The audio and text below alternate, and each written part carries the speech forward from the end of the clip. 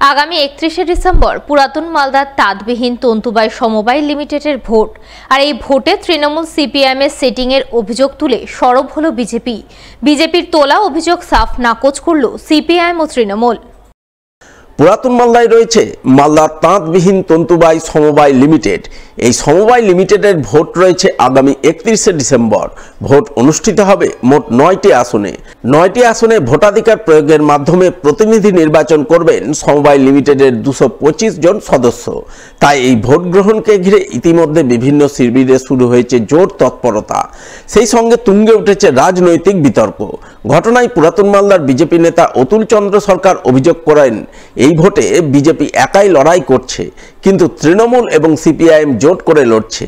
তাই এই ঘটনায় তৃণমূল সিপিআইএম এর সেটিং সামনে চলে এসেছে। মালদা তাঁতবিহীন তন্তুবাই সমবায় সমিতি লিমিটেডে 31শে ডিসেম্বর 2024 10:30 থেকে 2:30 পর্যন্ত নির্বাচন অনুষ্ঠিত হবে। এই নির্বাচনে টিএমসি এবং সিপিআইএম আতাত হয়ে লড়াই করছে, প্রতিদ্বন্দ্বিতা করছে, জোট করেছে। সিপিএম এর বড় বড় তাবড় নেতারা বলে কি টিএমসি এবং বিজেপি সেটিং আছে। এটা আজকে প্রমাণিত হচ্ছে, সেটিংটা কার সঙ্গে হচ্ছে এটা জনগণ দেখছে। যদিও বিজেপি নেতৃত্বের সেটিং তত্ত্ব মানতে নারাজ সিপিআইএম ও তৃণমূল নেতৃত্ব। সিপিআইএম নেতা সাধন দাস ও তৃণমূল নেতা কৃষ্ণ সাহার বক্তব্য, এই ভোটে কোনো রাজনৈতিক দলের সিম্বল নিয়ে লড়াই হচ্ছে না, সাধারণ মানুষ নিজেদের স্বার্থে লড়াই করছেন।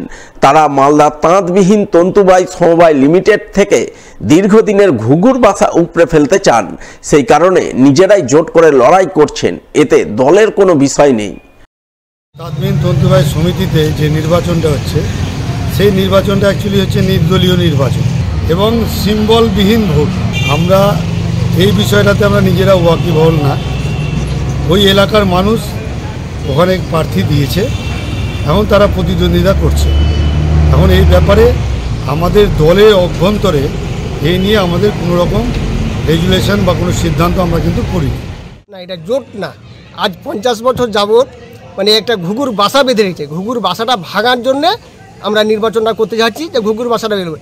আর এই 50 বছর যাবৎ একটা শিকড় গেড়ে দিয়েছে। আমরা এই ঘুঘুর বাসা ভেঙে এবং শিকড় উপরে ফেলে নতুন কমিটি করব, নতুনভাবে সবাই যে পরিষেবা পাই সেটা আমরা ব্যবস্থা করব।